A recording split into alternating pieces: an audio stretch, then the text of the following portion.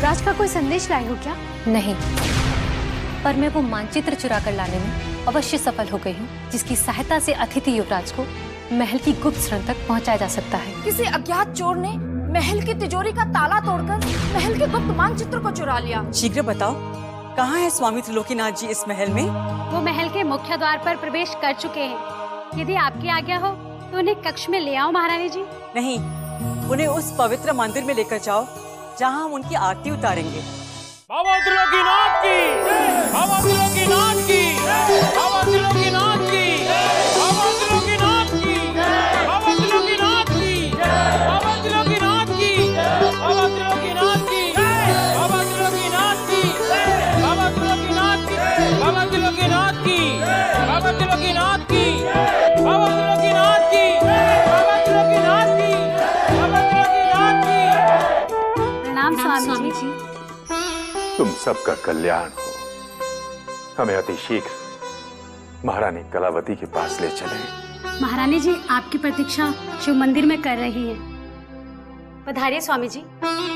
महल का वो शिव मंदिर हम कैसे भूल सकते हैं। आज वर्षों पश्चात एक बार फिर से उसी पवित्र स्थान पर रानी कलावती को हमें आशीर्वाद देने का सौभाग्य प्राप्त हो रहा है। चलिए। बाबा त्रिलोकीनाथ की, बाबा त्रिलोकीनाथ की।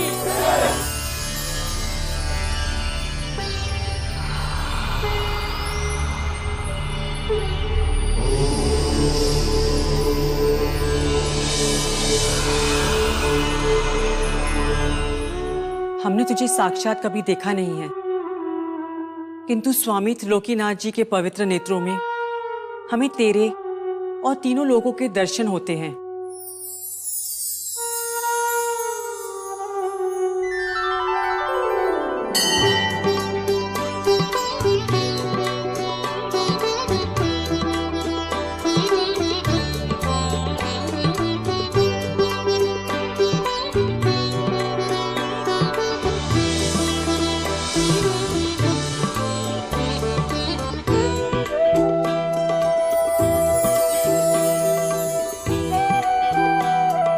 प्रणाम स्वामी जी। चिरंजीवी भव। कलावती, एक तुझ से संत को भगवान की संज्ञा मत दे। कलावती ने कभी भगवान को देखा नहीं, परंतु आपके भीतर सारे लोग दिखाई देते हैं। बताएं पुत्री, आपने जगन्नाथ के हाथों संदेश भेजकर हमें किस लिए बुलाया है? कदाचित आपको मालूम नहीं कि हम अपनी दीर्घ समाधि को भंग करके कुछ क्षणों के लिए ही इस पवित्र स्थल पर आए हैं। बताइए। शिवगढ़ का महल जिसे अभिशप्त हो चुका है, जहां दृष्टि उठाकर देखो तो वहां छल कपट दिखाई देता है। अचानक इस महल की रौनक किसी अज्ञात डरावने सन्नाटे में क्यों लुप्त हो गई?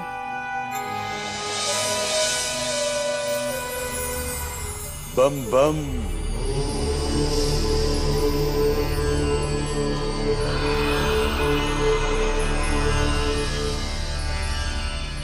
इसका कारण है पुत्री तुम्हारा अपना ही सुहाग। महाराज शिवदत्त ने अपने ही हाथों से तुम्हारी मांग के सिंदूर को मिटाने का निश्चय कर लिया है। और यही कारण है पुत्री कि इस महल में यमदूतों का आगमन आरंभ हो चुका है। नहीं, अपने सुहाग की रक्षा के लिए हम सावित्री बनकर यमराज के मार्ग को भी अवरुद्ध कर देंगे। धैर्य रखो पुत्री और शांत चित्त होकर हमारी बात सुनो। महाराज शिवदत्त ने एक माता की ममता को उससे छीनकर अपनी अकाल मृत्यु को आमंत्रित किया है। यदि उस माता की ममता को उसकी माता से नहीं मिलाया गया तो यह शिवगढ़ उस माता की आंसुओं की बाढ़ में बह जाएगा और तुम्हारे वंश का सर्वनाश हो जाएगा। आपके हर आदेश का पालन किया जाएगा स्वामी जी, परंतु आप इस महल में रहकर इस महल का अभिशाप दूर कर दीजिए। नहीं, असंभव है ये।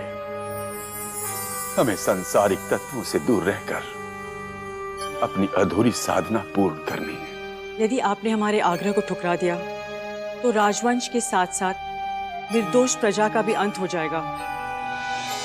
हमें अपनी नहीं बल्कि प्रजा के प्राणों की चिंता है।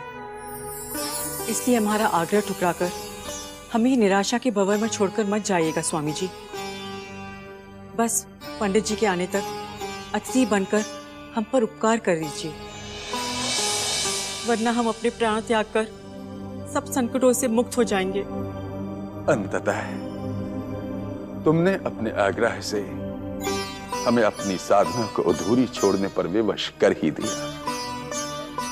तब धैर्य रखो पुत्री, अपने नासुओं को पोंछ डालो, क्योंकि शिवगढ़ पर छाए हुए इस अभिशाप का योग बहुत शीघ्र टूटने वाला है।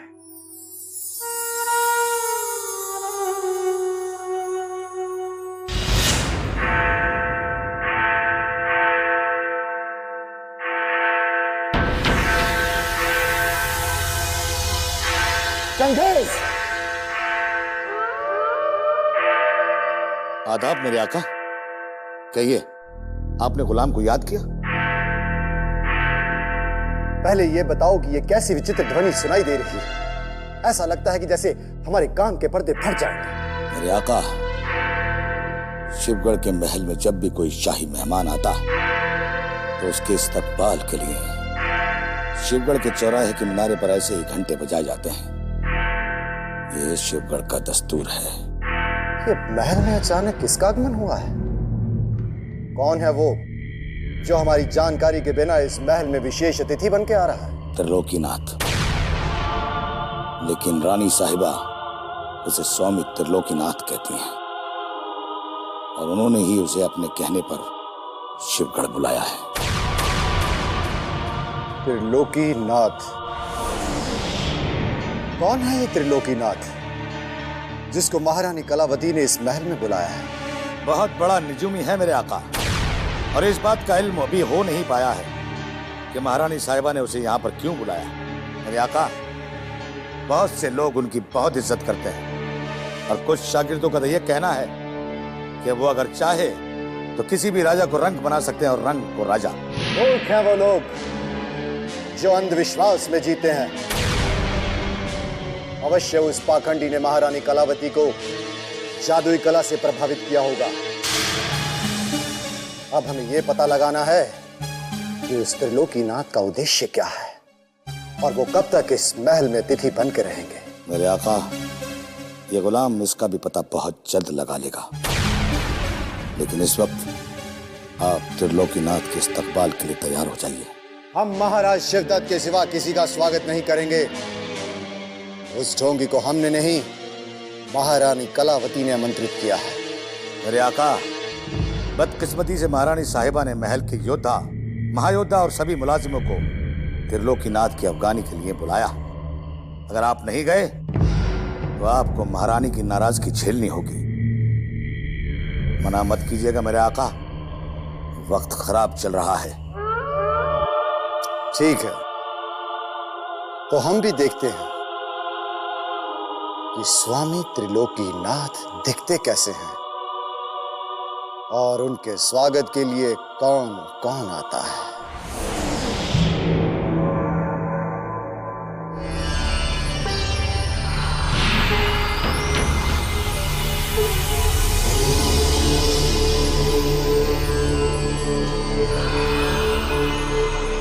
बम बम।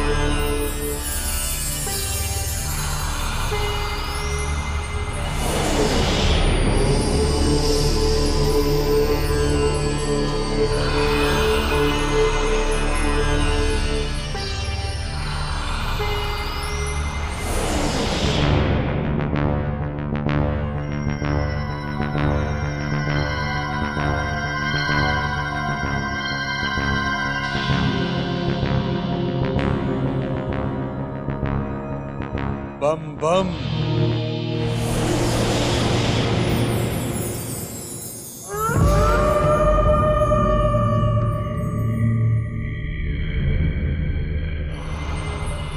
इस मुस्कुराहट के पीछे क्या क्या छुपा है, बहुत जल्द वो सब कुछ सामने आने वाला है।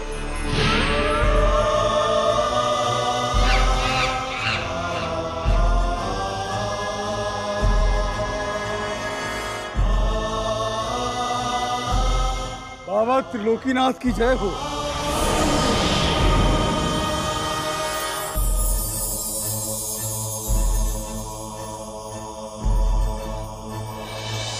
लगता है ये ढोंगी बाबा हमारी झील सी गहरी आंखों के पानी में डूबकर ये भी भूल गया है कि शिवगढ़ के महल की दीवारों को चाट चाट कर खोखला करने वाले सबसे बड़े दीमक तो हम ही हैं। यदि ये कमबख्त इस सत्य को भांप लेता तो हमें इतने प्यार से मुस्कुरा कर देखने के स्थान पर वैसे ही गुर्रा कर देखता जैसे भवानी सिंह और सोम को देख रहा था, जिसे तीनों लोगों को एक साथ अपने तीसरे नेत्र से देखने का वरदान मिला है। उस त्रिलोकीनाथ को तेरा कपटी मन पढ़ने में क्षण भी नहीं लगा। अज्ञानी मनुष्य, हम तो ये सोचकर मुस्कुरा रहे थे कि तेरे भाग्य में ठोकरों के अतिरिक्त कुछ नहीं लिखा है।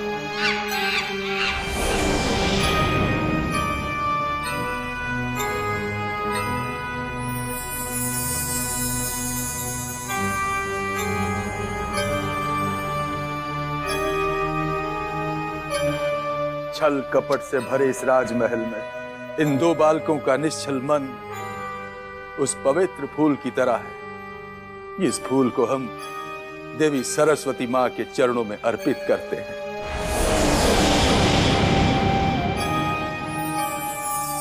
बाबा त्रिलोकीनाथ की, बाबा त्रिलोकीनाथ की, बाबा त्रिलोकीनाथ की, बाबा त्रिलोकीनाथ की, बाबा त्रिलोकीनाथ की, बाबा त्रिलोकीनाथ की, बाबा त्रिलोकीनाथ की।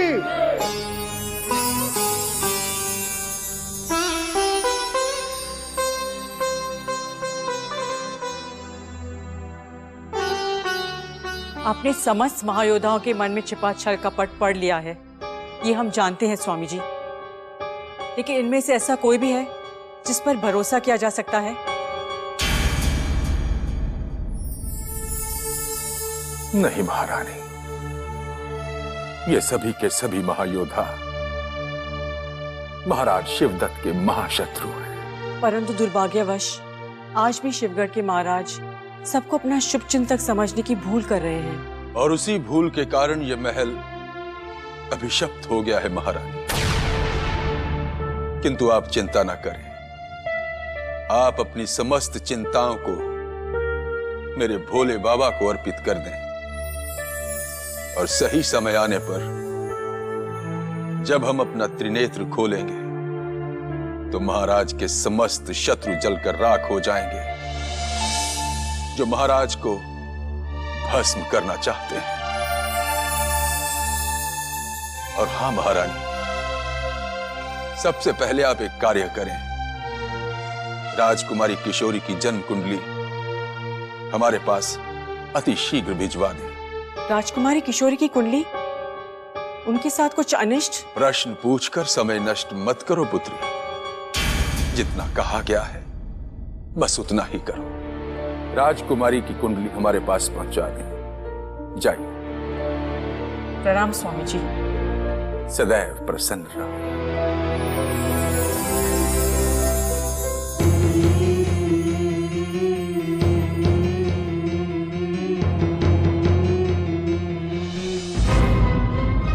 अवश्य किशोरी पर किसी संकट की छाया पड़ चुकी है, वरना स्वामी जी अचानक किशोरी की जन्म कुंडली नहीं मांगते।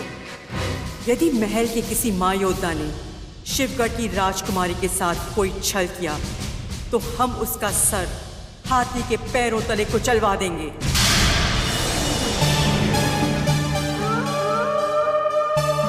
त्रिलोकीनाथ बहुत शातिर है मेरे आका। उसने मुझे देखकर यह भांप लिया कि अहमद का कत्ल मैंने किया है। उसे आपके गुलाम पर शक है। संदेह तो उसे मुझ पर भी हुआ था। जब उसने हमारी आंखों में आंखें डालकर देखा था तो उसे एक पल में ऐसा लगा जैसे हमारे समस्त छल कपट उस विचित्र सी आंखों में छप गए हैं। कुछ ना कुछ शक्तियां अवश्य हैं उसमें। वो कोई साधारण मनुष्य नहीं। आप तो उसे ढोंगी बता रहे थे मेरे आका। एक ही मुलाकात में आप उसके मुरीद कैसे हो गए? हम उसके भक्त नहीं बने चंगेज खान, परंतु उसकी शक्तियों का आभास हमें अवश्य हो गया था।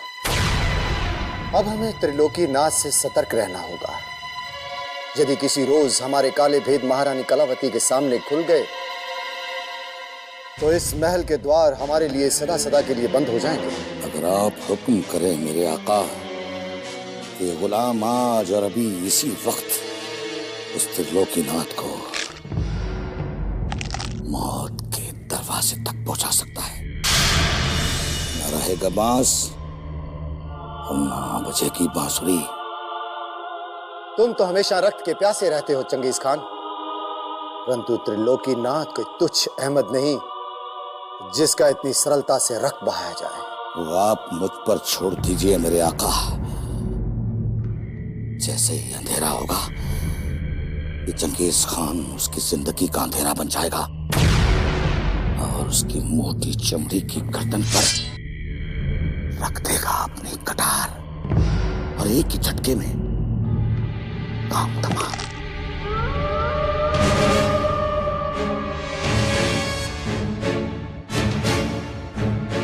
आप अपने गुलाम को हुक्म दे दीजिए। नहीं चंगेज खान, नहीं, बिल्कुल नहीं। तुम त्रिलोकीनाथ के समीप भी नहीं जाओगे। यदि इस समय हमसे कोई चूक हुई तो हमारे सारे राज महारानी कलावती के सामने खुल जाएंगे। हम महारानी कलावती के मन में उचित स्थान बनाना चाहते हैं। हमें त्रिलोकीनाथ की सेवा और सम्मान का ढोंग करना होगा ताकि हम पर कोई शक न कर सके। आका का हुक्म गुलाम के सर आंखों पर। अब आप बताएं कि आपका नया हुक्म क्या है गुलाम के लिए? समस्त कार्य छोड़कर केवल तुम इतना पता लगाओ कि महारानी कलावती का स्वामी त्रिलोकीनाथ को इस महल में बुलाने का उद्देश्य क्या है।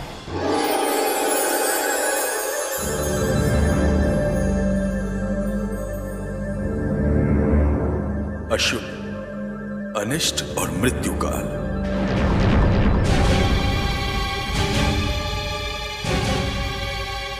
समस्त महल से देवताओं का आशीर्वाद लगभग उठ चुका है और दानवों ने महल के कोने कोने पर अपना अधिकार जमा लिया है। स्थिति इतनी गंभीर हो चुकी है कि कभी भी ये महल रेत की तरह बिखर कर ढह सकता है।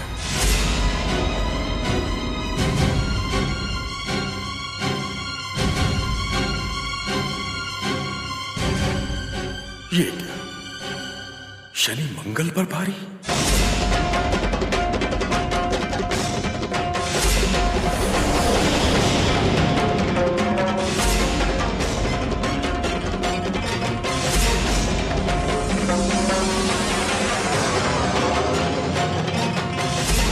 बेचारी किशोरी, अंततः नियति ने उसके भाग्य में विधवा होने का दुख लिख ही दिया और नीति का लेखा मनुष्य तो क्या देवता भी नहीं टाल सकते।